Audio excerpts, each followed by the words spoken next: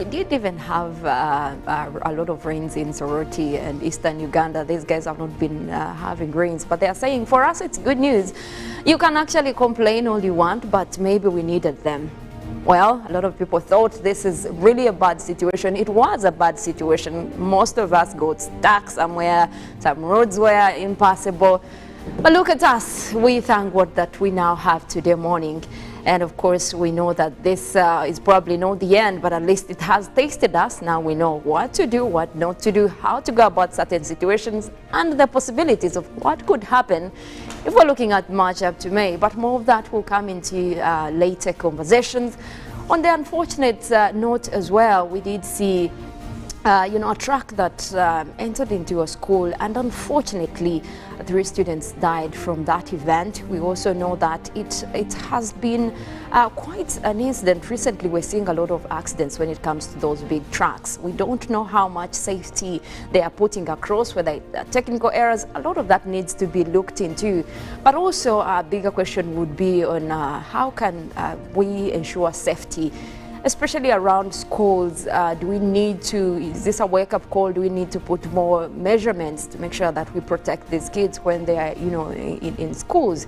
Maybe that could also be something that you give us your opinion on. My name is Marlon Kenyana. I do have the gentleman here in the house with me. That is Robert Chirabo, as well as Felix Nkunda. I will start off with you, Robert. Good morning, and how do you find today? Oh, it's a lovely morning. At least it hasn't showered heavy like it was yesterday. People are now able to move and get to their places. We don't have 2 main rain seasons in Uganda, but every time it showers, it treats people differently. For example, for the early birds who sometimes come before it rains, well, it could be a different story. And those who usually live around sometimes 7, also it's a different story. But one of the things that I find very hard is whenever it rains, Kampala becomes a problem. Movement. Yesterday I was watching a clip around the golf course or Kibwa Road there, where it was flooding, someone's motorbike was being taken. The entire city, what was on social media, everyone are trying to show where they are and what they are going through. And I'm like, rain is not like COVID-19 that took us like a storm. We've known this over generations that we are blessed with 2 main seasons. We know the March to May, then the August to December. It's unknown. So how do you prepare for such rains? But unfortunately also, I was watching our brothers in Buramburi and Bududa, and they came out and said, we don't have money to prepare our people for the coming rains. They said government promised us, they told us to prepare our people. They were going to get 17 million each to relocate. But till date, we've seen nothing. And remember, these are very vulnerable and prone to floods and disasters that come with rain. So I'm like, when are we going to be able to prepare in time to be proactive than being active when it rains? So that is something that was always on my mind, and I'm wondering, do we really? Because we know next year it's going to rain around this time, unless otherwise. So we can't be going through the same thing today, the same thing the other time. Classroom blocks, some falling. We have, we lose. People are now going to go to garages. I'm telling you, from the time rain starts till when we come to the end of this season, people's vehicles are going to be affected by the roads. We are going to lose people. I'm not a prophet of doom, but this is the obvious. You're going to lose people. Water is going to take someone in a trench or something like that. So when will we say, because God blessed us and we don't have so much natural disasters, calamities like our brothers in some countries. So Turkey, for example. Yes. So we don't have these cyclones. We don't have winter here in Uganda. The same things we do not have. But what we have, how do we ensure that we minimize the effects, the impacts that come with it? Definitely. So we still have a call for action, especially now that we know there are a lot of government agencies that are supposed to ensure that these people are safe. It's no wonder you see people in Bududa or even in Kasese, those areas, people are calling for, they're worried that the rains could actually be worse than what we're already seeing. So of course, most of these have strategic plans on what they're supposed to be doing, but if they're not doing it, I think the people are right to actually call for action. Felix Nkunda, good morning, and how is it this morning? Oh, good morning. How are you, Molen? I am doing all right. Well, the morning is fair. We hope it's going to be a much better day than yesterday, because yesterday 3/4 of the day was lost to rain. Yeah. Clearly no activity for those who are engaged without probably ICT or whatever could actually execute any work. Today we hope it's a better day. We see some bit of sun. And this whole thing of the rain, clearly it brings up how unprepared and how we are not anywhere in terms of physical planning and all these kind of things. Not until it rains heavily, that's when you know that we have a city full of junk in terms of construction, roads, water channels and all these things, because you can imagine on a newly constructed road like Acacia, it's hardly even 5 years, and you have that kind of flooding. Like, where is the mistake? You know, who didn't think of this to happen? You talked about the Gulf Coast. Most of the part of those Gulf Coasts were swamps. So imagine what was in Banda, what was in Chambogo, what was in Nakawa, what was in Bwaise for that matter. You know, there's a problem I think we need to deal with, and mostly when you're doing with physical planning, something called water harvesting. This water that comes from all these buildings, where is it? Like, we need to look at some of these plans, and people put up skyscrapers, but where is the collection point for all this water? That's probably something we should look into. But the most annoying bit when it rains in this city is the sewage. We have made it look like there's a direct relationship between rain and sewage. And they tell us, like what they've been saying since time immemorial, every time it rains, everyone opens up their sewage. I don't know how true that is. I don't even know how that's done. But clearly, you're walking in sewage when it rains in Kampala, and you can tell. It's Most evident. Of them probably even overfill or are so yeah. to withstand the strength of the flood. Now, as this group of National Water and Sewage Corporation come collecting money, and most recent, their bills have been hiked. I don't know if you've noticed, unnecessarily. For some reason, water bills are high up there. And also electricity bills. For some reason, I don't know if it's normal. You know, there was a petition that was put in court, I think a week or 2 weeks ago, about these the TV prices on some particular service provider. I think it's going to be the same thing for these also service providers in energy and water. Well, apart from that, many more interesting news. The police did summon the ministers in relation to the iron sheets.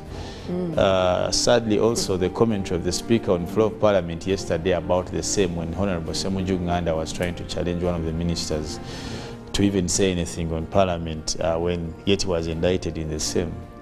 The response of the Speaker was quite... She was kind of emotional. Well, probably because she's one of the victims. Alleged. She's directly involved in the saga. So, how do you handle something like that now? She's the Speaker. She's supposed to be, you know, taking the upper hand and making a decision on that as well. But now she's involved. Clearly, no wonder a lot of members of Parliament were concerned. I love the statement that seemingly, I may not use the right words, but it seemed like let everyone carry their own cross at such a time. We don't know how these things arrive to us. You who made the mistake, please bear the pain. Carry your own cross. Don't fix things on us. Whoever says that they don't know how they got the iron sheets should be the first to be arrested. If I was in charge or had some power in relation to this whole joke, I call it a joke of iron sheets and what, trust me, any person who says I didn't know, that one should go in Mabusu.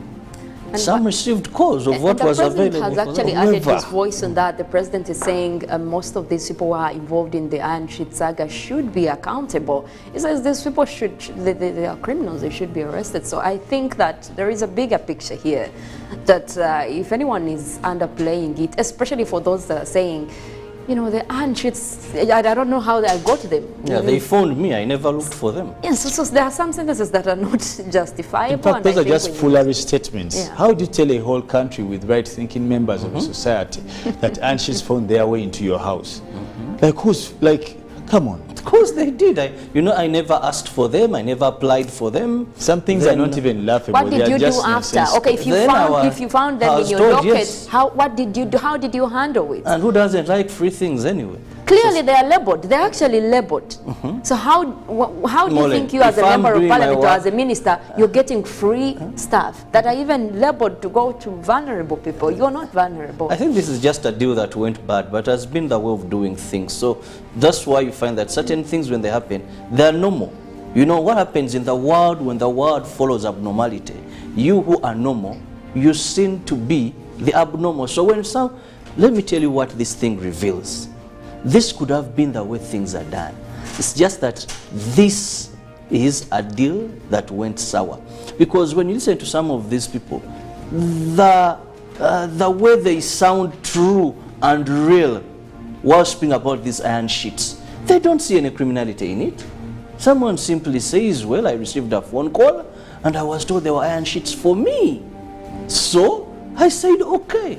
Someone will tell you, I was told these are for vulnerable people. I was told. So when you get used to certain things, they become normal to you and you communicate freely because you believe it. You're innocent. You're innocent. So if you're used to doing things that way, it is very normal for you to say, maybe I received fuel. You've been receiving fuel, like I'm just trying like that. Maybe you've been receiving so much like that. So it is a normal thing. It is you who are not in this kind of life that see these as abnormalities. You know, when you listen to Robert trying to butter this whole... No, I'm trying to paint the reality, not butter. Okay, to paint what he calls reality, it's even more annoying. Because this whole thing of, that is an indicator of growth of something in English we call impunity. Very true. When someone becomes impune, there's a certain level of cloud that covers their senses of understanding and judgment. Yeah. Because you don't come to a paining society. Let me tell you, Ugandans are hurting because of some of these continuous acts of these leaders. Now, continuously, some people have come to fool Ugandans, what you call normality for them. Now, when that confidence with which they say some statements is an indicator of growth of impunity. When they get you in some hot soup about wasting money in terms of land. I told you, the commission of Bamugemereire. Some ministers came, they made companies, they allocated land, they bought buildings. Remember that whole saga? Yeah. And then you have a minister coming to say, me, I didn't know. That goes. When you went to airlines, a minister comes and said, I didn't. Like that growth of impunity. There's room that has been given to some of these people to grow, to water and fertilize their their impunity. So now it has grown. That's how someone can come and say, I only saw iron sheets. I don't know how they got there. Now, and that's why you ask your question that who is the fool here?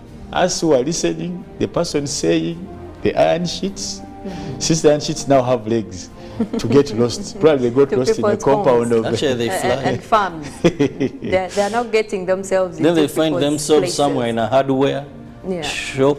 Well, clearly we're living in These must be blind We're iron living sheets. in different, I think, parts of the same country. Unfortunately, and on a sad note, we know that there are vulnerable people that have constantly asked for government intervention to make sure that they are better. And Karamoja region is one of those that have actually constantly gone through a lot. And it's not just the food, but the insecurity and all that.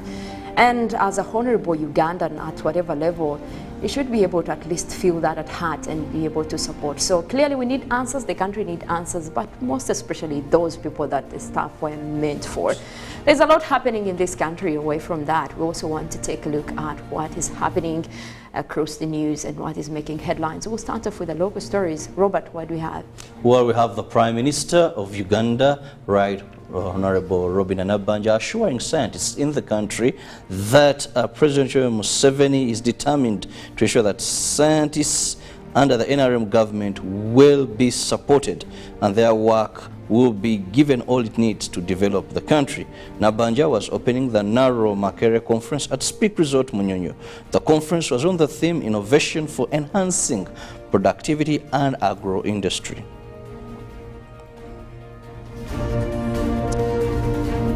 Now, the Electoral Commission has handed over its former Jinja Road-based premises to the Uganda National Roads Authority to commence the ongoing construction of the Kampala flyover. The Commission chairperson, Justice Simon Byabakama, expressed mixed feelings. One of the enormous memories going to be trashed by the relief of the bad working environment with the dilapidated infrastructure.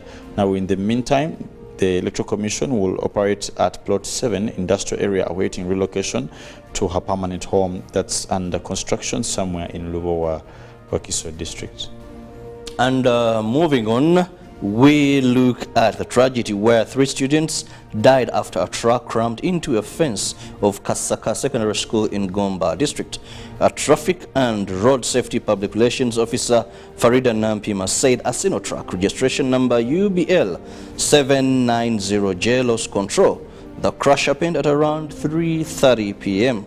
4 students were confirmed dead while 17 survived with injuries and are admitted at Kanoni Gombe. Onlookers at the scene of the accident, including students, told UBC that the accident was traumatizing. The headmaster for Kasaka Secondary School, Tefas Katumba, said the school will close until next week.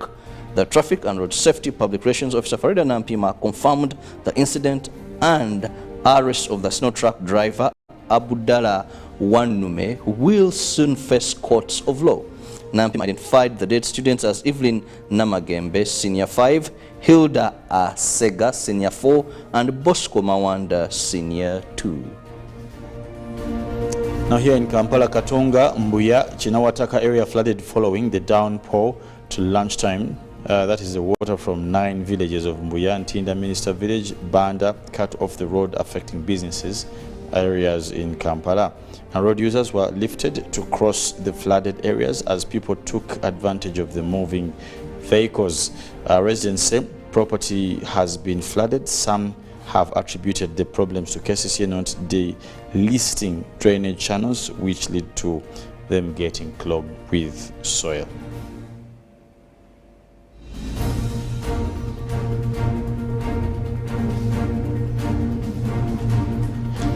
And crossing over onto the international scene, a Russian fighter jet has collided with a UN drone, causing an unmanned US aircraft to crash in a Black Sea, the American military says. The incident highlights the increasing risk of direct confrontation between Russia and the US over the Ukrainian war. The US says the drone was on a routine mission in international airspace when 2 Russian jets tried to intercept it. Russia said the drone crashed after a sharp maneuver and denied that the 2 aircraft made direct contact. The Russian Defense Ministry also said the MQ-9 Reaper drone was flying with its transponders turned off.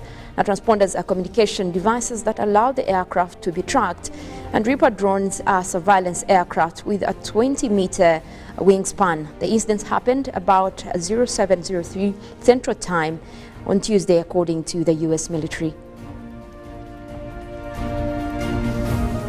The 2026 World Cup will have 104 matches instead of the typical 64 games due to the expanded format, football's world governing body FIFA says, ahead of its Congress in Kigali, Rwanda. The tournament, due to take place in North America, will expand from 32 to 48 teams. It will consist of 12 groups of 4 teams each, a change from the original planned format of 16 groups of 3, FIFA announced on Tuesday.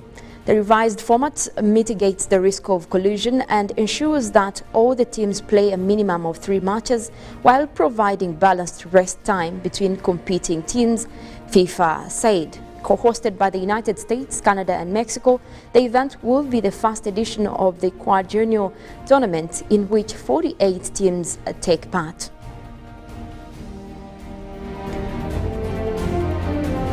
And more than 200 people are now confirmed dead in Malawi after Tropical Storm Freddy ripped through South Africa for the 2nd time in a month. Huge amounts of brown water have cascaded through neighborhoods, sweeping away homes. Malawi's commercial hub has recorded most of the death, including dozens of children.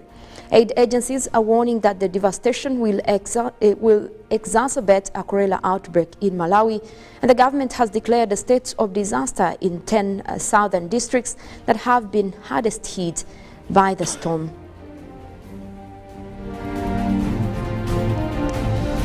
And in more climate news, although there has been a slight change over the past years in Uganda's climate, the trends have generally remained the same. We still have wet and dry seasons, which usually come when expected. Where things have turned out to be different, predictions made of these differences have been fairly accurate, said the authority, having failed to do some of these things, preparing adequately for the challenges to come, and the use of God-given provisions. The wet season is now upon us, and one can expect to start seeing photos, videos and documentation of roads all over the country that have been swept away or eroded, with cars getting stuck and in some cases for days and transportation becoming difficult.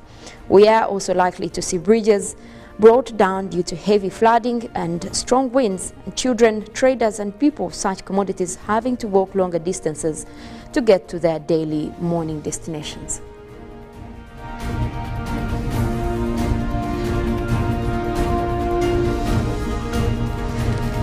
Well, more news also coming in from the print media, and I do have the New Vision here with me. Still looking at the bigger headline right there. Iron sheets, police summons ministers. Museveni calls special cabinet meeting for Friday. Details are on the 5th page, and also looking at what is happening with conflict. Church hires Panga gang to fight rival. Where is that? And how is connected to that story? That is on page 10. We're also looking at the weather, heavy rains to last 3 months. Details of that. And of course more, they are talking about the book Nabagereka Kashe's Palace, Love Secrets. That is on page 6. Felix, what do we have in the Daily Monitor? Now, ministers face court over iron sheets and one killed in city floods, but also women loses appeal in a marriage breach fine, and why Kampala flyover project has delayed. Now, Museveni woos Algerian investors, and 4 students killed, 20 injured in truck crash, and why few career women are buying homes. And also the sports section, they give you more of what is happening. Nuwagaba stays on. They're looking at the golf, and Uganda successfully hosts the Cricket League B, which to a large extent showed progress, but glaring. The country did have a lot that failed to do, and what can be done. They're giving you more details in today's sport. We'll still also here, Vipers are ice penalties. Now Mandela shatters 708 goal doubt on Issa Abiye's debut. Katatua to check Uganda's new approach, and the UEFA president, that is Kaferin, eager to play with children. Now, of course, he did get into the country. That was yesterday. Yeah. Well, there's still a lot that we are going to find out on how that's going to move, and of course, a lot of sports benefit we hope for. Well, also this morning we want to encourage you in taking care of yourself, especially the season where we say it could actually bring in health issues. Robert, what's the gospel? It is all about, hallelujah, ginger tea, hallelujah, tamarind drink, and hallelujah, banana drink. Choose now what these do is they boost your immune system. It's just 1,500. Any supermarket, any retail shop, get yourself any of the 3 flavors, and I guarantee you, you will sail through smoothly this cold, rainy season. It is a rainy season indeed, and the big story on the rains yesterday, but also we want to, dissect and get into the analysis of what is expected for this season, what the implications, what advisories can we take away. That is a conversation that we will be having in the newsreel. For right now, we will be taking you through a song of the day, just to, to kickstart your morning, to, get you into a little bit of warmth. And we'll be taking a short break for now. When we get back, we dive into the discussion.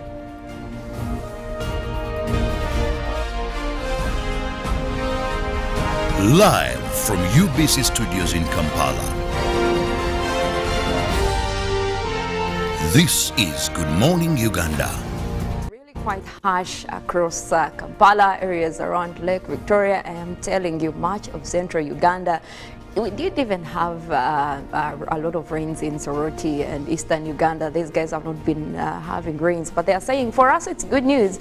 You can actually complain all you want, but maybe we needed them. Well, a lot of people thought this is really a bad situation. It was a bad situation. Most of us got stuck somewhere. Some roads were impassable. But look at us. We thank God that we now have today morning.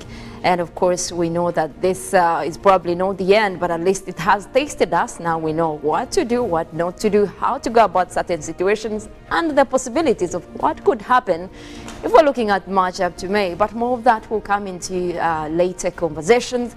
On the unfortunate note as well, we did see a truck that entered into a school, and unfortunately 3 students died from that event. We also know that it has been quite an incident. Recently we're seeing a lot of accidents when it comes to those big trucks. We don't know how much safety they are putting across, whether technical errors. A lot of that needs to be looked into, but also a bigger question would be on how can we ensure safety, especially around schools.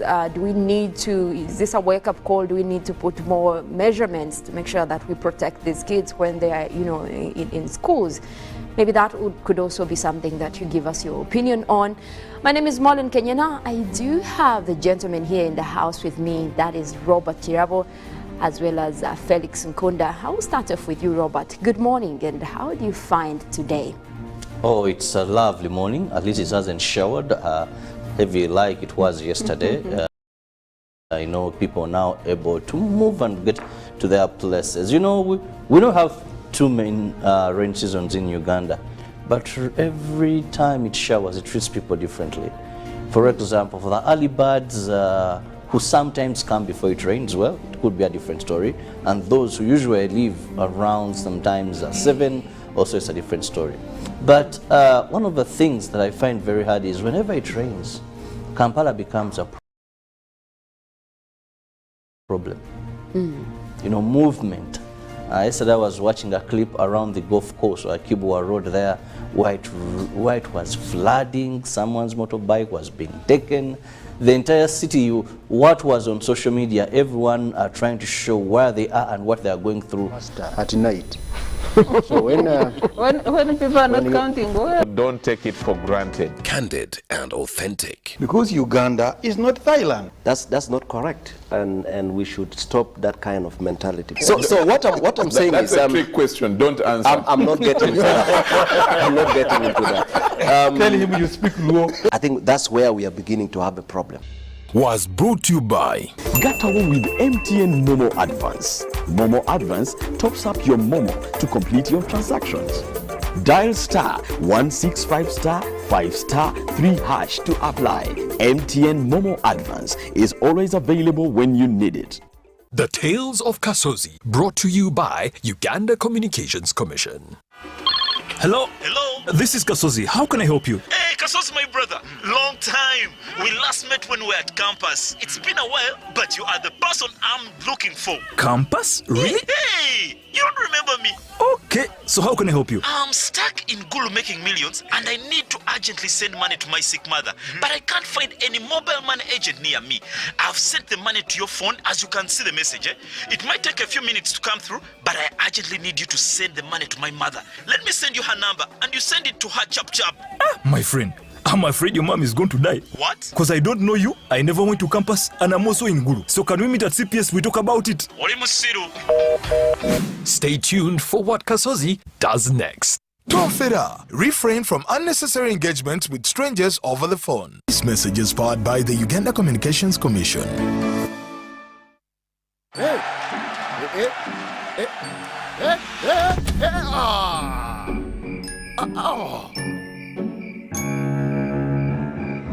paying your bills the old way. Let's go. Just need to buy some power. Paying your bills with the My Airtel app.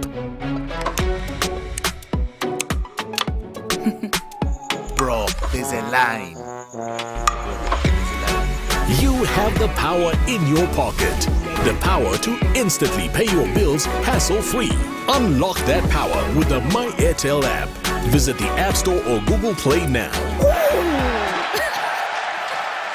Oh, you're back. When you talk about our motherland Uganda, the Pearl of Africa, you cannot fail to smile because of the smile that fills the faces of the citizens. Our nice good weather and nature that sustains us all, that enables us all to continue each in their own way because we are all different even according to each individual's work. But what joins us to become one person is the sweetness from the flavored drink Alleluia Jingati drink and Alleluia Tamarind drink. The flavor that quenches your thirst while at the same time treating and healing your body because it is 100% natural. Enjoy the drink that has got the tamarind juice in it. Made by Alleluia Reflexology, Healthy Solutions and Nutritional Research Center Limited. Get yourself a bottle of Alleluia from all shops around.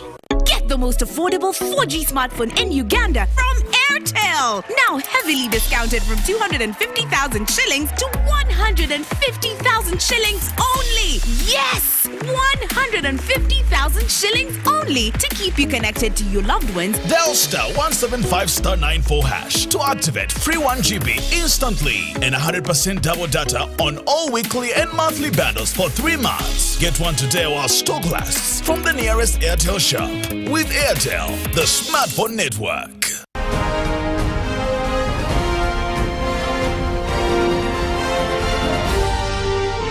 This is Good Morning Uganda.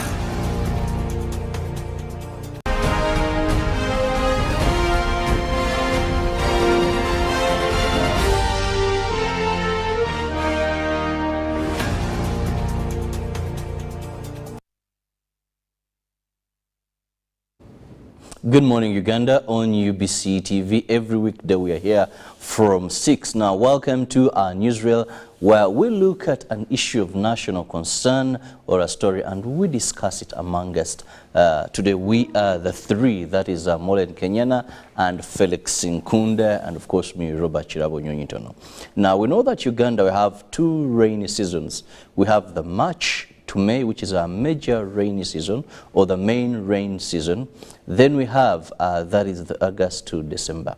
Now, recently the Uganda National Meteorological Authority came out and issued, that is the March to May seasonal rainfall outlook over Uganda. Now, it is very clear that we are going to be receiving rainfall. Some areas are going to get above the normal, others the normal, and some maybe very few below normal. What this means, my colleague Molen will be explaining that more, but I'll begin by having at least an outlook of what this season is going to be for the particular areas of Uganda as having been identified by our forecasters, people that manage issues regarding weather in this country. Molen, when we look at this, it is divided into regions and how they're going to be receiving rainfall. Can you just give us a brief outlook of what these particular regions, the rain they're going to be receiving? Well, first of all, you look at how detailed the season is, especially in terms of how much rain is expected. And like you mentioned earlier, the March to May is the first major rainy season. We do have a second rainy season that comes in, that is September to December across the country. However, we also have parts of the country that gets to have a third rainy season, and that is the northern sector, and that is within the month of June, July, and August. While the rest of the country experiences dry conditions, we also have a third rainy season there. So that is important to note. But you also look at the detailed forecast the Uganda National Meteorological Authority has given out, indicating that we're going to have most areas with near normal to above normal rainfall across the country. And of course, most of these terms get confusing, especially when you talk about above normal, near normal, and that is just to mean on average. So it is in comparison with what has been happening over the years.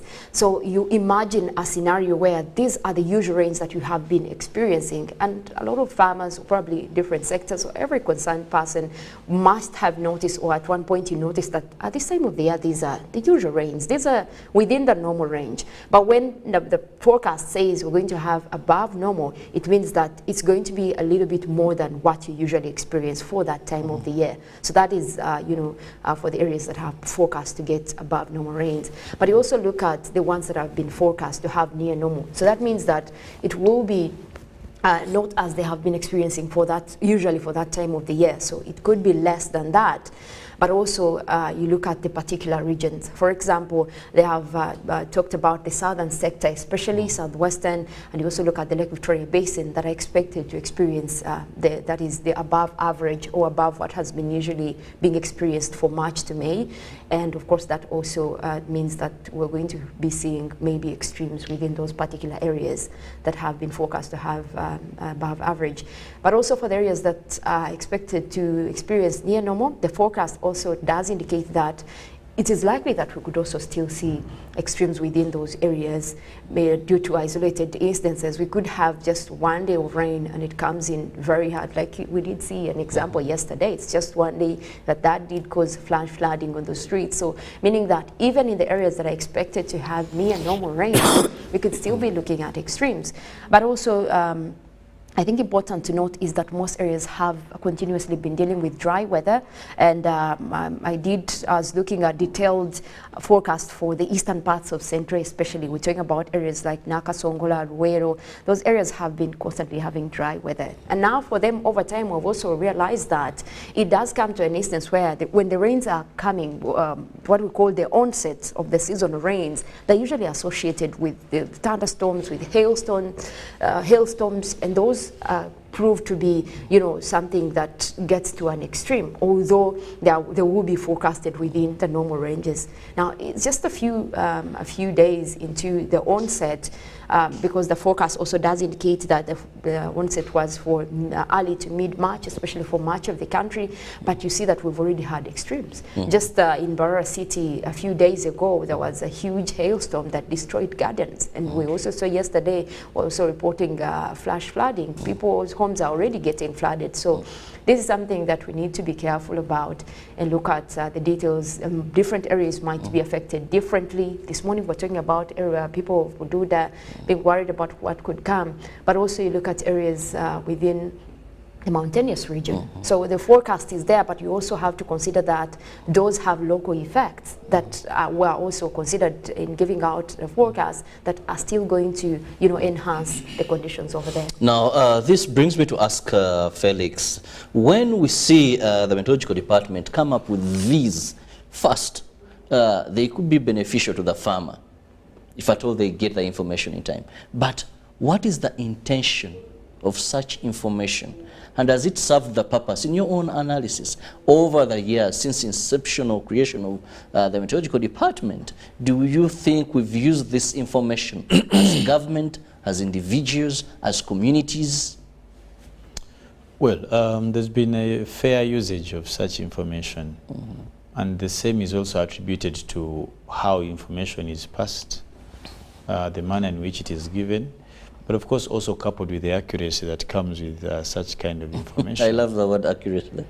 And this is not to blame any person, but rather also to bring into light the challenges we face as consumers of such information.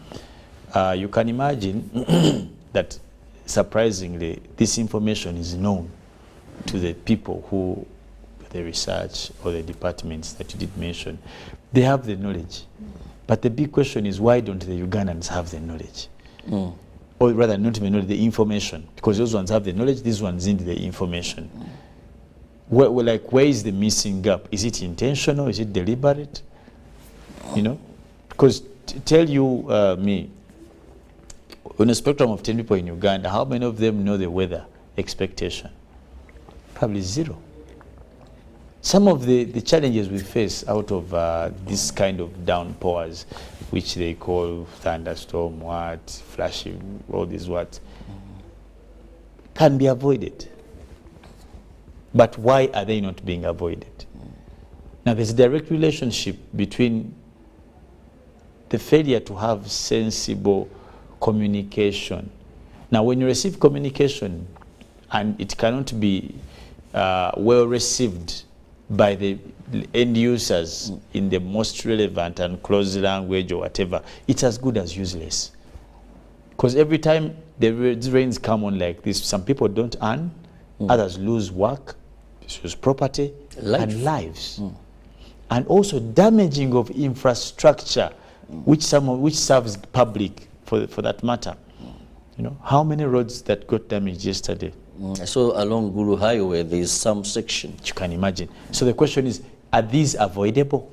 And that's the question we want to ask these called experts. If they're avoidable, why are we not avoiding? Like what's the missing gap between the actual information and the end user? We have seen sometimes people do weather updates like Molen normally does, yeah. But is that the last bit of it we can get? Is there a direct relationship, or is this information consumed by government later on in terms of planning? Have we moved to that far? When even roads are being constructed, the meteorological department is consulted to give its own understanding on why or how a particular road should have a particular fashion. Like now they are constructing the flyover. Are you part of the consult? Well, sometimes we hear that rainfall delayed the contractors, therefore you have to all that kind of thing, yeah. Yes. In terms of planning, you know, like this information is not available, and I want for me to say that from my experience, that it may be there, which we also don't know how true it is. But if it's there, it's not available. And that's why we question the trueness that comes with it.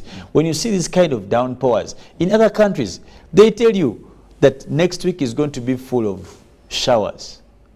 Next week is going to be quite heated. Next week is going to be like, how close is this? Away from the Good Morning Ugandans who will give probably 15 minutes and Molen will explain the what, the shower in Bundibujo, the skies are going to be then laughing, also others are go going to the cyclones in the all that kind, like, do we actually because we live in a very informal country, society, we must keep that attributed to our minds, that we live in a very informal society. Now, informality comes with primitivity, no need to appreciate information, lack of, because how many people watch TV every morning? So how do we incorporate, like yesterday's topic when we were talking about ICT and how can ICT contribute to socio-economic growth? Same thing, how do we use the channels we have to incorporate some of this to make them relevant to the people? Because look at the farmers. So we have heard that some of these seasons have shifted, no longer like they accurate like they used to be. Because you remember previously, at the start of March, we would know, at the end of February, there's seemingly some fair drizzles and wet into March. Do you know how February ended? Very hot. The heat was unbearable. Now, before you know, boom, the next day, hailstorms. Now, we need to have this information out there because it will be assisted. But how do you get this information to the informality or the informedness of... how does it trickle down to the last man? The last person that needs because, this. Or having understood that we have a very big, peasant primitive... society. I don't want, being peasant society is not even a problem. That's a good thing, actually, if it was well used. But informal probably would be a fair word to use. That people are not out there on TV, neither out there on radio. And if they are, they don't understand modern English. The jargons of weather, the what, then the crowd.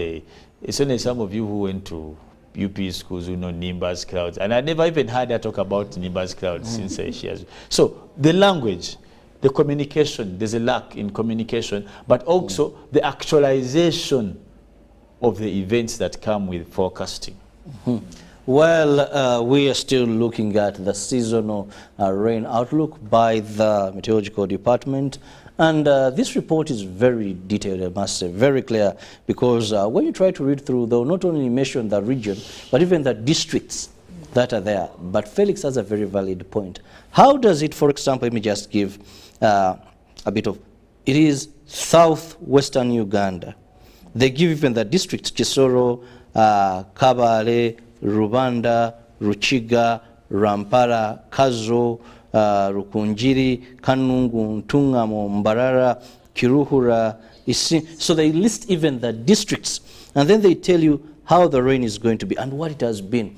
Very detailed, but the biggest question is, does that cattle keeper in that area understand that we are going to be getting rainfall to this magnitude?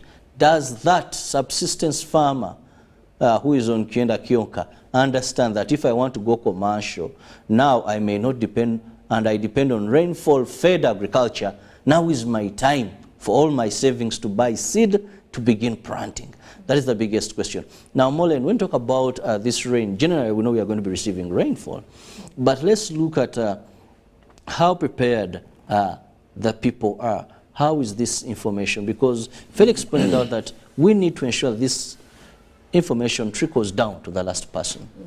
But even you as the people that give us this information, because you're part of the meteorological experts we have in this country, I must say. So do you go ahead, apart from these advisories, because this is life-threatening. Rainfall in Uganda is life-threatening. It is a blessing, but it comes, we've already lost a person due to rainfall here in Kampala. So how do you ensure that the concerned stakeholders, do you engage them? Are there ways of ensuring that, for example, maybe municipalities, district environment officers come in and understand the danger that is going to befall certain areas that are prone to flooding, are prone to landslides, vulnerable areas, people who are very vulnerable? How do you come in? Or is it about, we've given the information and that is all? Then later, we as scientists say, but we gave information. However, they never worked upon it. Well, first of all, information in whatever type or category it is information, and it is meant to be consumed. So you as the person, when we bring in a communication skills, the person who is originating the information, you have to make sure that when it gets to the receiver, they're able to get the picture of what you're trying to communicate. And that's a given. So we treat the same way weather information. And Felix did talk about the accuracy, how we get to develop most of these seasons. I think over time right now, and up to right now, Ugandans have realized that actually weather information is something that should be taken serious, especially when they see events happening around them. What they have probably not taken serious is that this has been accurately predicted, and this is something that you have to commend the meteorologists and climate experts who have gotten to this. First of all, we get to a level where we have all these systems. Recently, you did see Uganda commissioning the launch of weather radars. We do have a lot of technical tools that we use to get these forecasts, and we don't do it as just Ugandans, meteorologists or climate scientists within Uganda. These actually start at a world level with World Meteorological Organization, and that is assessing the factors that influence our weather, which is why even in that document, the first thing they explain is what is bringing about this, what has been based on to give this forecast. They talk about a lot of scientific stuff, the Indian Ocean Dipole. It comes from that level, then goes to a regional forecast.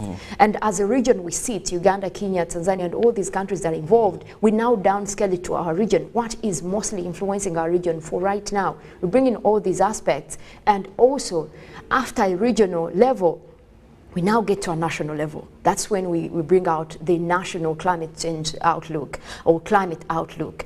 And then now you downscale to a level where you bring in local effects, locally as Uganda, away from what the region is giving, what again might influence this season. And that's when you actually get to the variabilities, the smallest variabilities of how the season is going to look like. And most of those actually do come with detailed information on what is going to happen throughout the season.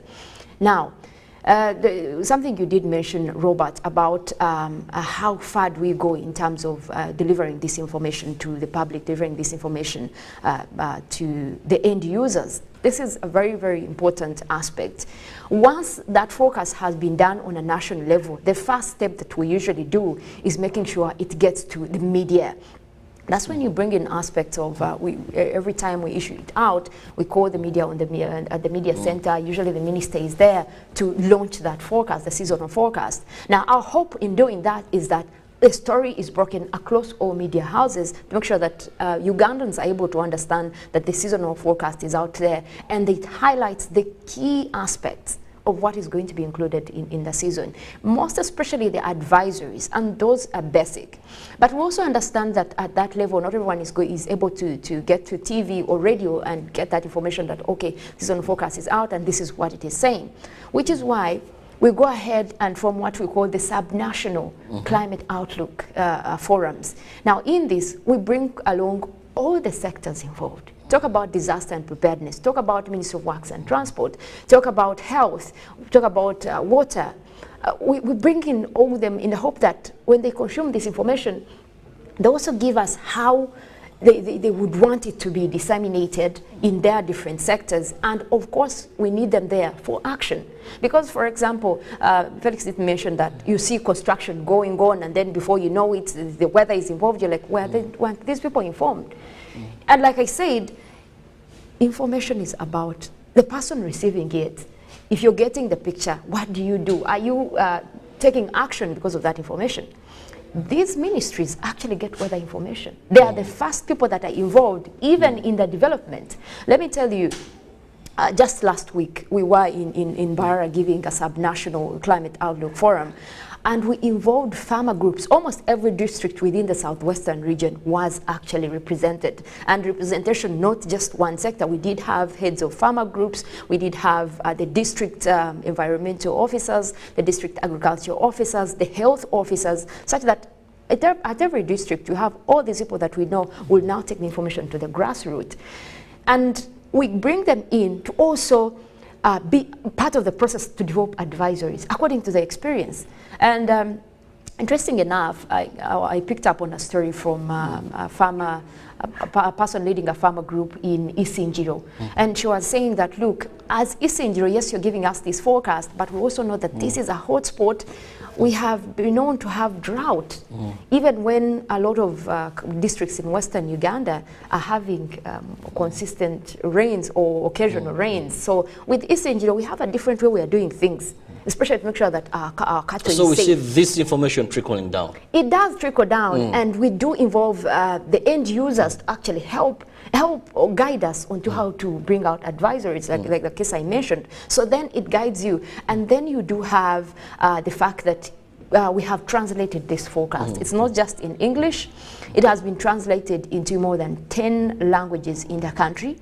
And that is also to help with the interpretation, because there is a lot of science involved when you talk about the seasonal forecast, when you talk about above normal, and not everyone is going to be able to understand immediately. But when we do translate, we put it in Luganda, we put it in Luo, in Runyanchitara, so people are able to understand. That well explained that actually this information trickles down, and of course you involve stakeholders. Felix, let's look at how government has prepared this report, or how the authorities have done. So I want to give an example in Bulambuli and Bududa. For example, in Bulambuli, when we had floods, and of course we saw lives being lost, this is what happened, Felix. Government of Uganda tried to act to the situation. This time round, I've been seeing, I think the LC5 chairperson saying, we do not have money to implement what we need to do. Second, the Buruda people saying, government told us to go and even register these people and assure them that they're going to be relocated. Each family or homestead was going to get 17 million to relocate. Not the previous time when they were relocated, I think, to Chinyandongo, where they were supposed to have 9,000 houses constructed, and I think they have so far done 200. And it is now the rainy season. These people are waiting. Even when we move away from such areas, come to Kampala, one of the things they will tell you is garbage management, desilting of some of these channels. How are we supporting as government? How is it supporting these people? But also, how are people responding? Do you see that awareness amongst the public that, well, we need to do much better now that it's raining? Or Burunji Wansi, for example, in Uganda here. So the response of people and government. Response of people, wow. Truly, Robert, you cannot be expecting much of the people's response if there is no reaction that is also equally triggering them to respond. Government has not done much, and I can justify that in some of the areas. One, you look at the biggest problem. Yesterday you were here with the ED, is it ED or MD? ED of NEMA? Yes, Executive Director NEMA. Let's just take an example of the places that flood in Kampala and why they flood. Are they human causes or natural causes? Natural causes. I mean human causes, not natural at all. So, how do people respond? People respond to responsiveness of government institutions. Okay? If institutions of government or government later on generally is responsible in protecting some of these catchment places, most of the places, and you all know, go to Clock Tower. There's a history of a swamp somewhere. Go to Banda. There are histories of swamps. Go to this place where there is UNRA. That is after Ginger. It is Ginger Road, around after Chambogo. There's a history of water is looking for a place where it belongs. Because actually where it used to belong is now occupied. Now, who's to blame for that? Why is the whole of the place is in some years? Now you go what's happening in Lubiji. Not until they try to evict some people. You know, and very many go Chinawataka. That side. What are we saying? That there is need for government to be intentional, to elevate the will in being part of these weather abuse patterns. When every time, you see, clearing of drainage channels, how hard is that? Because of the kind of construction methods we have as a country, I've told you, you look at all the water that comes off buildings, because buildings also are a collection point of water. If you sit one day and look, where does that water go? These are floods you see. This is not just pouring water. It is from all these buildings. Look at the sewage. Planning authorities should help us. But if you're having people build in places where should be drainage channels, there are construction. Now, where is the water going to pass? And that's why you see water comes with a lot of pressure because it has been blocked in very many places. Now, the only place it has to flow are the roads. But should water be flowing? Arcades. Yes, you saw that also sometime. Now, should water be flowing in the roads? Now, that's an indicator that wherever it should be flowing has been blocked off. So, when you ask if people are responding, they can only respond to some sort of lead which is not being given. When you're constructing a road, do we cater for relevant, respectively, drainage? You build a drainage that is as small as a corridor, a home, but you're looking at a building that probably also has water that comes from how many houses? Again, that's why I say that there must be a relationship between the experts in terms of advisory and the people who do the physical planning. Okay? And these are because Maureen is telling you the information is there. So why don't people use the information? So there's a gap. And that's what I was saying earlier, that the knowledge that the meteorological departments and experts have is as good as useless if it does not impact the well-being and welfare of Ugandans. You know, the Molins will have the right information, the right predictions, and the projections. But if Chirabo can't get this information, to know when to plant, when not to plant, you understand. Apart from that, if government can't use its own government institution information to plan on drainage, because I can tell you as a matter of fact, we not talk about heat, but heat is also now becoming a threat. Because it comes with things like drought. And they also predict that. We are discussing rains and floods, but also that has been a problem. You've seen what was happening in the Kajong region. How many cattle died? How many people died? What is happening in Kenya? What is the biggest cause of drought? The direct cause? Known. There's so much deforestation. But also absence of rain. And absence of rain, yes. Because people, you know, but all these things help in planning. What is the effect of every season? We normally focus on the rainy season, but we also now need to start focusing because it has proved to be dangerous. As well. You know, the heat. People now move with sunscreens and what? How about those who can't? So we need to have the information given by the experts directly incorporated into private institution planning, later on also government institutions as they do plan.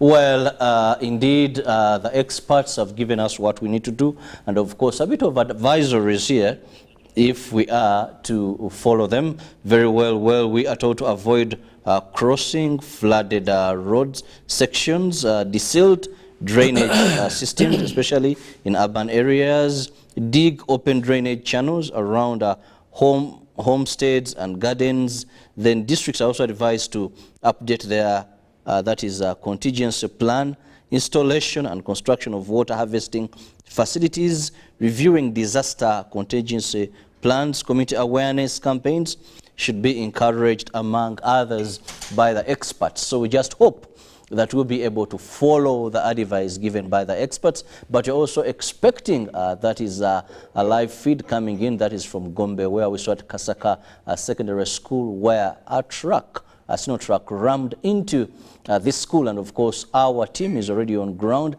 Anytime from now they will be we'll be taking you there, and of course know an update of what the situation is like. We know about 3 students lost their lives. But Molen, as we summarize, as we wind up this, what is your last appeal to Ugandans to ensure that we have fairly better stories to tell at the end of this season? Well, I think it's important that we actually take most of these advisories very seriously. And like you did mention a few of those, it's going to be a huge responsibility on individuals to really take care of ourselves. Because some of these accidents actually happen due to recklessness. You see a lot of cyclists being told, do not cross that road, it's dangerous, but they continue and cross. And because you're going to an area, you're not aware what is there. There could be a ditch. So I think to Ugandans, be careful when it is raining. Avoid crossing roads that seem flooded or they are already flooded. Wait the storm out, and when it clears, that's when you can move. We're going to save a lot of lives that way, even for cars, by the way. We have seen cars being swept away off the road. So if you really see a storm, and for areas that we already know, if you're driving within Kampala, you know areas that are worse when it rains. Avoid those roads. If necessary, park and wait for the whatever's to clear up, the rains to clear on. Again, to authorities, especially KCCA, we did give this information early, and I'm sure they actually have a whole department dealing with weather and climate to trickle down this information and how they use it. We need to see that most of these drainage channels are open. Water catchment areas like the swampy areas should be left aside, and this is the work of government, but also different sectors that have received these advisories from health to water to disaster and preparedness. Use this information correctly. Do as told by the experts on what is likely, because we know that rains come with health issues, like malaria cases are also on an increase, could be on an increase. You do have homes, waters that are collecting around homes. And this is why, again, as individuals, we come in, make sure you clear the water around your home so that you don't have breeding areas for mosquitoes to exacerbate most of these health issues. We need to make sure that as we get these advisories, we're also responsible enough to take in the information. Well, taking the information, but also you have a hand in ensuring that we limit the effects or the impact of this. Felix, to Ugandans, of course, away from government, this also has personal initiative and personal effort to ensuring that at least we have a better stories to tell or sail through smoothly this March to May season. Well, of course, parents who have toddlers, they deserve to be protected. So, in as much as I've seen, like yesterday morning, as I was coming to work, I met a couple of parents who are driving, rather walking with kids on streets. It is so painful walking with a child. It's raining all over them with some kavera and what. I think in as much as you have to be at school, sometimes you don't have to be. Don't try to be a hero. Even for all of you breadwinners, don't try to be a hero. You can't do magic. If it's raining, it's raining. You'll go to school, you'll force this child to go to school, and the teachers are not there also. You know, they get money because it has rained. And any person who blames a child for not going to school in rain like yesterday has a problem with the head. You know, also schools and teachers, let's be lenient. Some of you have cars, others don't have. Okay? Some of you come from places where they are passable even when it rains, others don't. You know, some people have to jump through floods to get to these schools. So don't take your children to schools if it has totally rained heavily. That's for the parents. Even for some of you who are working, you know your areas of operation. I saw people who had come to work, you're riding a border, and then the flood takes away the border and yourself. Don't try to be a hero in this season like this.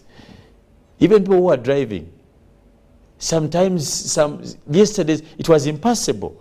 There was no visibility. Don't try to be a hero in times like this. You'll make people lose lives, you may lose property. And for me, about our kids, let's provide for them some warmth. Kids easily get pneumonia, get these coughs. Previously, I've seen very many coughs with kids. So let's try to make sure we cater. Seriously, Robert. He has already seen the effect. So let's try to give them some syrups and try to make sure they are warm. Kids, season like this, treat them very, very bad. Yeah, let's try to keep them warm. Schools, as much as you can. Unfortunately, some schools don't have windows, some schools don't have doors. It's really unfortunate. But for those who have, let's make sure. Let's clear. We only talked about malaria. Times like this, we should also keep alert about other diseases. So let's be, also I think KCCA came out with some advisory on how, in terms of driving, I see something on a screen, headlights, keeping a distance, windscreens, do not walk in pools of water, and of course, do not attempt to drive through running water, speed limit, and all these other kind of things. Let's try to adhere. As I've said, don't try to be a hero. Okay, it's not about being a hero at this particular time, otherwise you may die in your own movie. So try as much as possible to be aware that we're in a trying time regarding the effect of this season. But Molen, let's also take a look at what is in the dailies this morning. Well, look at what is happening in the Daily Nation, that is for our neighbors there in Kenya. Why Ruto is reviving dams. Arol and Kimwara are back. That is a detailed story right there, and some of the multi-billion shilling project that is for dam protection in Kenya being looked at right there. Puzzle of stolen IEBC pools kits. That is still a story to be clarified in there, but they give you details. And Yunga prices to go up again over maize shortage, that is in Kenya. But also you look at what is happening, that is in Tanzania with the Citizen, UDSM's priorities in the curriculum review. That is something that you can also get details on. Confusion over NHIF registration of children, and why in NMB Bank's new shillings 200 billion Elimu loan initiative matters. Samia and 2 years of reviving hope in education. That is something that she's doing over there, and a lot of details on how far it has gone.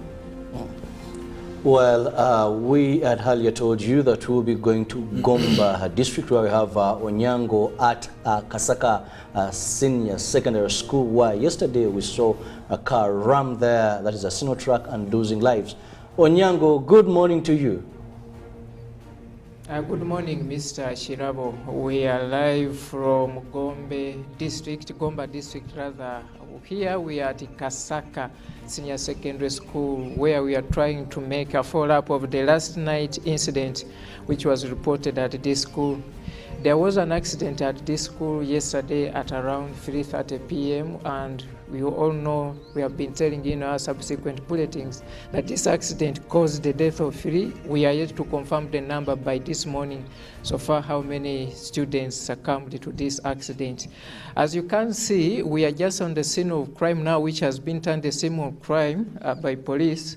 Today happens to be a Wednesday, but there are no students at this school following this incident. The school administration tried it very fit to ensure that at least they can send away the students to go home and a bit go through some orientation and counseling so that they can come to terms with what happened in this place yesterday evening. We are still trying to establish and carry on some dots to ensure that we get the details of what exactly caused this accident, which at the end of the day claimed lives of more than 3 or 4 students. We shall be later on in the day interacting with the school administrators to get the details of what is the situation and the latest in as far as this accident. This is one of the classes. We are told this is the computer lab where a section of students had gathered briefly after the evening or lunchtime to at least go on and carry on some lectures or lessons of computer. Incidentally, little did they know that most of them, they will be going through such kind of scenes and to the extent of losing lives. So we are here at the school and we shall be ascertaining the situation for the whole of the day. We are told some of the students have been referred to Mulago Hospital for further management. There was an operation conducted on a few of them last night, and there are reports that at least the number of the casualties seems to be growing, but we shall get the full report from the school administrators, now, probably Robert, the security team here in the district, to give us the details of what is exactly happening. Yes, Mr. Robert. Please paint for us a picture. What is the proximity of the school and the road? Or isn't there a fence or something that should have been a shock absorber before it gets to the classroom, before this truck was able to ram into the classroom? Is it so close to the main road? Give us that, let us understand how it could have rammed into a classroom direct. Yes, the school is nearby the main road. This is heading to Mityana. There is a perimeter wall, but incidentally, I think by the speed and the level of the truck, the perimeter wall wasn't strong enough to hold on this truck. And we understand it came through the computer lab, is just the first classroom. Then after it hit the classroom, that is the computer lab, it had to go again through the school compound to another classroom. This is where it finally rested from. I don't know if my camera person can turn around and show you. This is the beginning point of the incident. As soon as it hit the perimeter wall, it came through this an open place, then it came through the computer lab, and it didn't stop there. The signal truck had to come in up to another classroom where it finally landed. And we are told it was a moment of very much anger and sorrow here as students and teachers gathered to ensure that they save lives. Okay, and now after that happening... Now that is the signal truck, and we are told police is trying to at least, by the end of the day, they will be making efforts to move it out. And this is where some of the students who were also having the evening classes, at least they found some found their way out. Some were helped by the staff and the security teams here to ensure that they at least save lives. So we have been interacting with some of the communities. Everyone is surprised on what exactly happened and how it happened. And normally we are told the computer classes attract almost every student here, but yesterday was a lucky day that the computer teacher wasn't around, so that these students were just inside helping themselves to at least have a 1 or 2 look into the practicals. But bad enough, very unfortunate, some made the end of their life. And this is an incident which we will be getting you the details. We have been interacting with some of the security team here, who has been telling us that the two, that is the driver and the turnman, managed to escape, but they tried to escape, but students wanted to clutch them to death, but they saved them until when police came in and at least made the arrest. So far, I cannot confirm whether they're still under the custody of police, but we are told police managed to take them. I just want to give you the RDC for this district, Gomba, that is Mr. Noah Njuchi, the deputy RDC rather, who managed to come here yesterday evening, and for this morning he's back on the scene to at least make the assessment of what is exactly happening here. Mr. RDC, can we at least use here? Yes, it is a sad morning here. It's a sad morning. You see, yesterday we got a problem Incident took place here at Kasaka Secondary School. The driver of the truck, you are seeing the truck here, is called this is form of a snow truck. Others calling them 12 tires. The driver lost control and came this side and knocked the fence. Then in the computer room, as you have seen, passed comes to the class, senior 4. So we got a problem. It was a very, very, very big problem. So far, 4 children have died, and 3 died at the spot. Another one called Lois died in the hospital. The one who died is Isege Hilda died. Bosco Mawanda and Namagembe Eva. So these children, they are in critical condition. I've ordered them to take them to Kampala Hospital. They are going to take them there, but now nothing to do.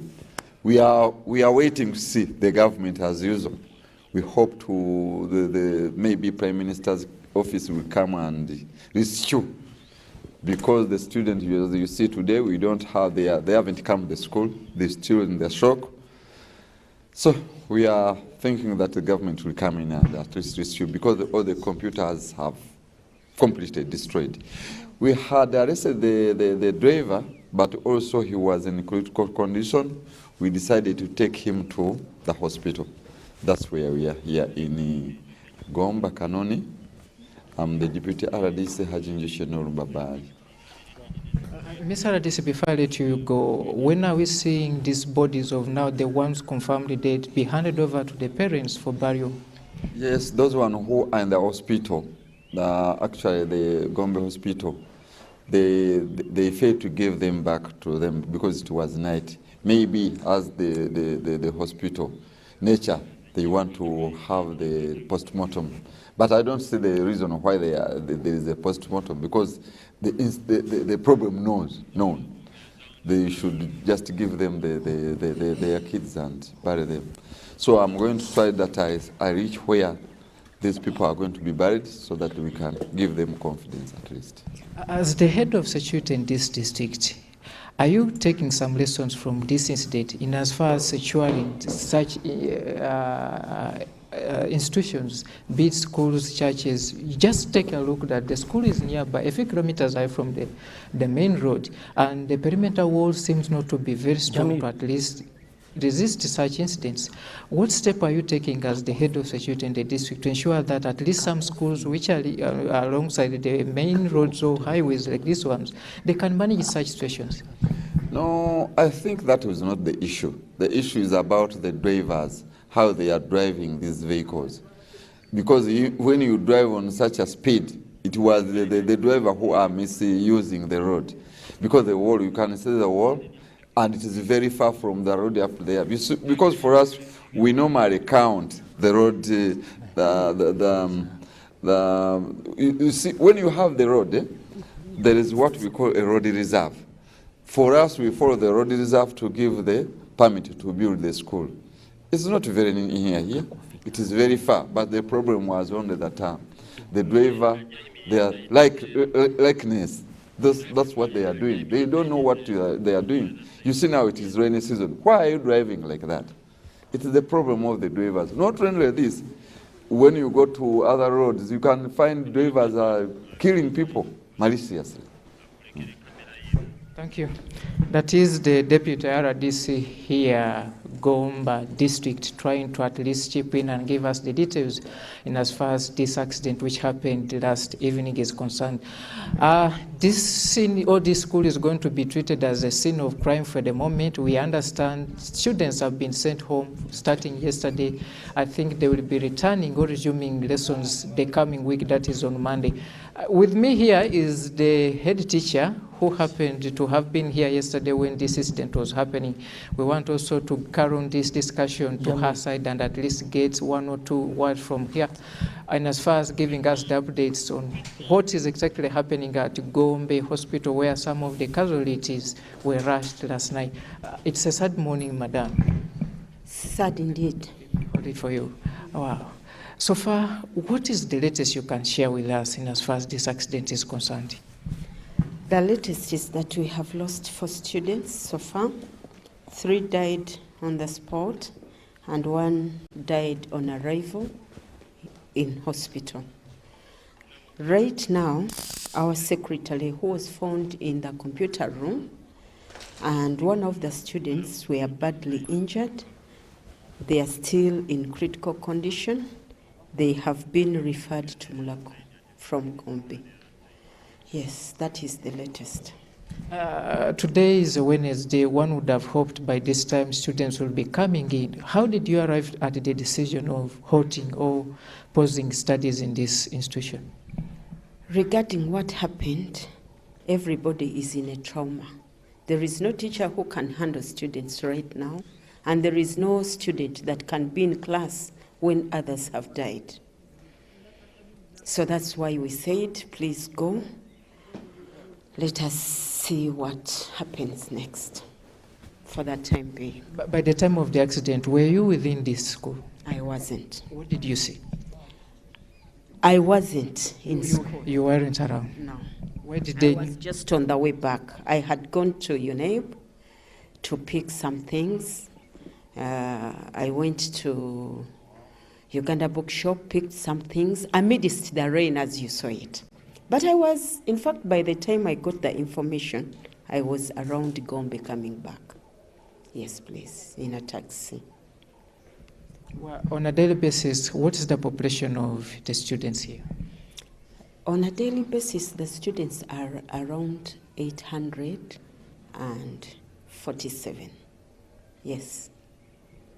Now, as a school, when you ascertain the level of damages, because this was a computer lab, this is also a classroom, do you swiftly think you can recollect yourselves as a school administration and put back these facilities ready for classroom, like you anticipate Monday students will be coming back?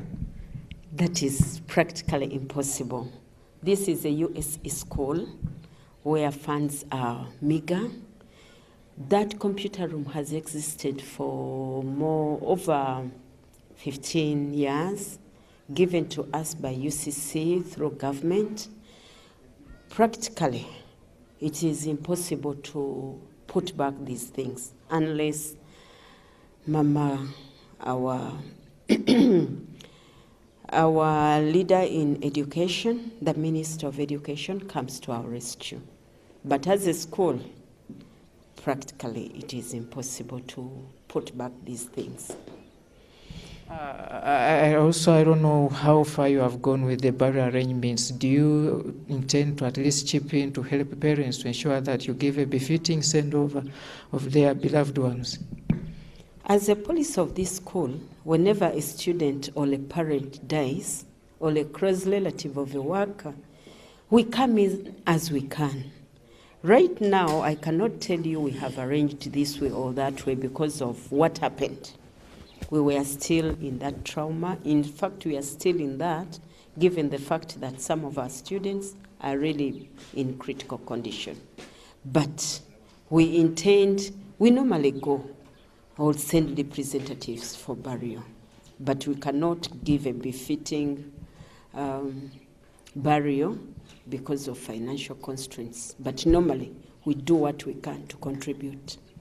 Yes, please. At a personal level, could you have associated with some of the deceased, and what kind of students have they been in this school? Incidentally, one of the students, the S5 student who died, has been here hardly 2 days in the school, had just reported. Although we know the parents and some of her siblings went through this school. That one I didn't know on personal level. But this senior 4 student, at least that one I know. All I knew, she was really, and the S2, they were really very vibrant. In fact, the S4 one was the one even who led during the chapel. Tuesdays, we normally have chapel time. So one of these students was one of them who led in the chapel. We go to to the Cathedral Chapel. So many of them are recalling the incident and how this person, the student, participated. Well, Robert, but all in all, we pray that God rests their souls in eternal peace. Well, that happens to be one of the, she is rightly the head teacher of this school and trying to at least give us what is the latest in as far as the yesterday incident is concerned. You hear her giving us some of the memories she could be recalling about the deceased and telling you something which is very, very touching, that one of the students had just recently led the prayers at the chapel. That is a very, very trying moment for the school. What we can do for them here is to just accord them prayers to ensure that at least they come into terms with this incident and giving a hope of sense to the families who each lost their beloved ones. Now, like you can see, the premises have been sealed off by police and they are now treated as a scene of crime. Here, the parents and teachers are also trying to at least ensure that they recollect the moments of what exactly happened and how it really happened. We shall cut it short. I don't know if I have some more questions from Mr. Robert and the team at Broadcast House. Then I can pick one or two before we proceed. We shall also be going at Gombe Hospital to ensure that we get the details and analysis of what is exactly happening here in as far as managing the casualties and the preparations of handing over the bodies to the families to ensure that they go and at least have the final rest of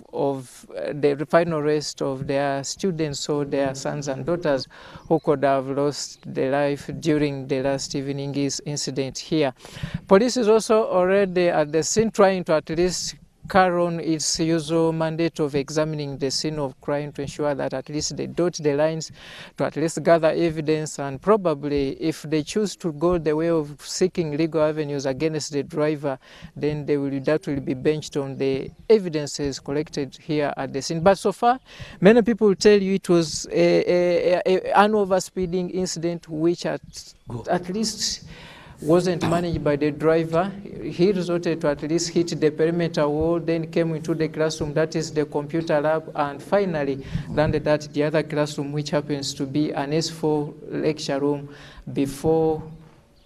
And we are told by, there was someone here whom I was trying to at least... Robert, I have to let you go. He was giving us the moments how the driver was trying to escape and how they managed to save him from the angry students who had wanted they had even brought in here wood and fire to set a blaze on him, but the security personnel here, I don't know whether I can see him, and he gives us one or two incidents.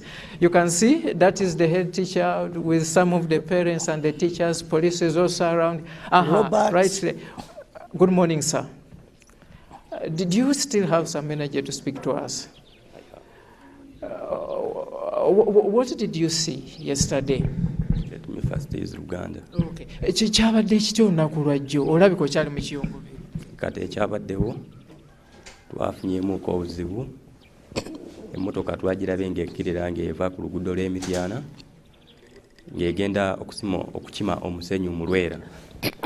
Kati nekkirira ku ssomero neyisa bubi essomero neyita mu computer lab. Abaana ne bafaamuuko abafudde nekwatiramuko ne senior 4. Okay. We want to cut it short because of time. Thank you, our viewers of UBC. We shall carry on the more details of this story. We are still in Gomba to at least continue to at least follow up on this developing story of an accident which has so far confirmed it has claimed 4 lives of students of here of Kasaka Senior Secondary School. Back to Chirabo at UBC. Well, thank you, Robert Onyango, for being there and of course giving us a clear picture of what happened yesterday. You continue to pray for the school, the students, and of course the parents, that the Lord may encourage them and strengthen them at such a trying moment. Well, it's time we have to go and of course know what Molen Kenyana has for us in the world of weather. Well, Robert, talking about the world of weather this morning, we're still looking at the satellites, what they are tapping in over the country for right now, and it looks like we have another rainy system that is starting to form across the islands of Lake Victoria, already bringing in rains to areas within Kalangala. That system is expected to continue westwards, and that is already bringing in cloudy weather across areas of the central part of Lake Victoria, across parts of Kampala, Entebbe as well. Looking at Wakiso, we could be dealing with much more of those rains coming in later as the morning progresses. We also do have mostly cloudy weather where we're seeing the white colors on the map right there, as well as blue. That is already cloudy for much of Uganda, and just the ones that are within the deep red and orange colors, that is indicating the rainy system that likely will bring rains, especially for the eastern side of Lake Victoria. That is Tororo, Jinja, Kamuli, all the way crossing up to areas of Mukono, Kampala. We're expecting that this morning. As the morning progresses, we will have those rains, and most of that might cross over into the afternoon as well. However, it is still mostly sunny intervals for the Karamoja region, parts of northern Uganda, as well as the northwestern part of the country. And of course, we still talk about what is expected for this season as we talk about the rains that are expected, what is necessary for us to do, what are some of the safety tips that we can, adhere to and make sure that we're safe, even when we talk about this continued rainy season. And of course, most of those that have been given, stay away from any wires or antennas during a storm. Make sure that you keep away from electric stuff, especially that are connected to electricity. Keep an eye on the weather updates. Now, if you're perusing through social media and you're able to see a weather update or an alert that is concerning weather information, please make sure you stop to read that. You could avoid a lot of dangerous places ahead on your way. Take shelter immediately when it starts raining and you see a heavy storm. Take shelter. Do not attempt to cross. Do not go out unnecessarily. If it's already raining and you are at home, stay there at least until the storm clears. Call for help in case someone is struck by lightning. We already have instances of lightning. We did see a home of 4 that was struck by lightning, and 3 people died on spot just a few days ago. So this is something to be careful about, and make sure that we do not have more of those instances coming through as we talk about more of instances of rains. When there is thunder, make sure that you're indoors, avoid being hit by lightning. That is still something that we talk about. If you're outdoors, stay away from open wires and electric poles. That could be dangerous as well. Avoid high traffic areas. If you're away from home, and stay where you are until the storm is over. That is something that you can also look out for. And we continue to tell people, do not take shelter under open grounds or even tall trees. This is something that is dangerous and something to keep in mind during a rainy day. Never approach electric poles. Keep away from trees. Keep kids indoors. That is important to note. And we're talking about, and this is a key one, do not eat street food. Well, you also know that hygiene is compromised during rainy days, so avoid street foods at such a time. Drink boiled water. Do not play in rainwater. That is also something that you need to keep in mind. Well, that is it for the weather updates this morning. We do have Good Morning Uganda agenda that will be coming in right after this, and then we'll dive into sports, after which we'll be taking you to Good Morning Uganda Extra. My name is Modern Kenyana. I want to wish you a wonderful day.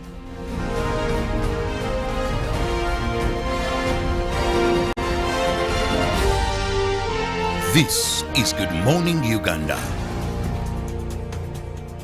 Pick of the day on UBC. Objective and non-partisan. Honorable Minister, there were a number of points. I want to start with you. Straight from the hearts of open-minded men and women. Money tends to move faster at night. So when people are not counting, don't take it for granted. Candid and authentic. Because Uganda is not Thailand. That's not correct, and we should stop that kind of mentality. So what I'm saying that's is a trick question. Don't answer. I'm not getting into that. I'm not getting into that. Tell him you speak low. I think that's where we are beginning to have a problem.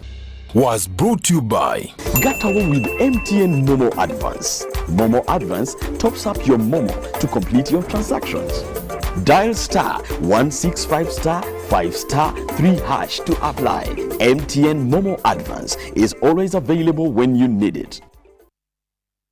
When you talk about our motherland Uganda, the Pearl of Africa, you cannot fail to smile because of the smile that fills the faces of the citizens. Our nice good weather and nature that sustains us all, that enables us all to continue each in their own way because we are all different even according to each individual's work.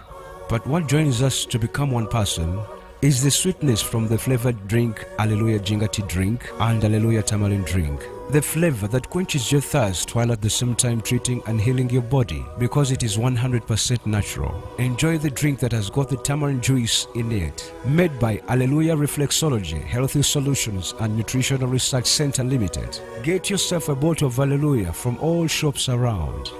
Get the most affordable 4G smartphone in Uganda from Airtel. Now heavily discounted from 250,000 shillings to 150,000 shillings only. Yes, 150,000 shillings only to keep you connected to your loved ones. Dial *175*94# to activate free 1 GB instantly and 100% double data on all weekly and monthly bundles for 3 months. Get one today while stock lasts from the nearest Airtel shop.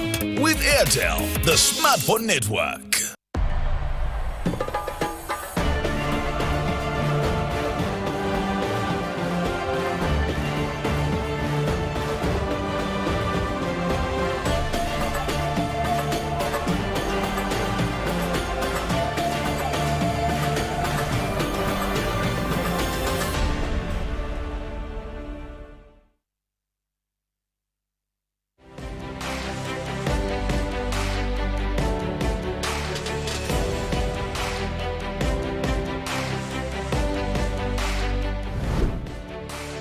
This is Chilling. Don't miss a brand new season of Chilling on UBC TV.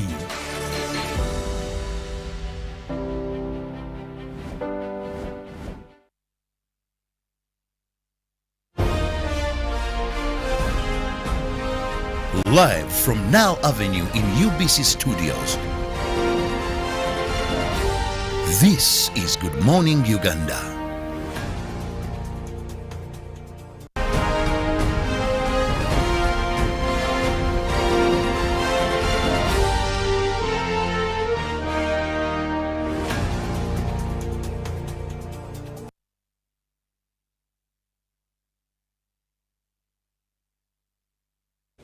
Good morning once again, and thank you for being with us here on UBC TV. Welcome back from weather, of course, with Molen Kenyana. Now I think you're well versed with how you should dress, what you need to do as you start your day. In case you're coming to town, what is the dress code and all that. Now, welcome to Good Morning Uganda agenda. Here we usually have a guest or guests, and we discuss issues of national concern. Now today we are going to be looking at consumer rights. Well, Uganda will join the rest of the world, that is to celebrate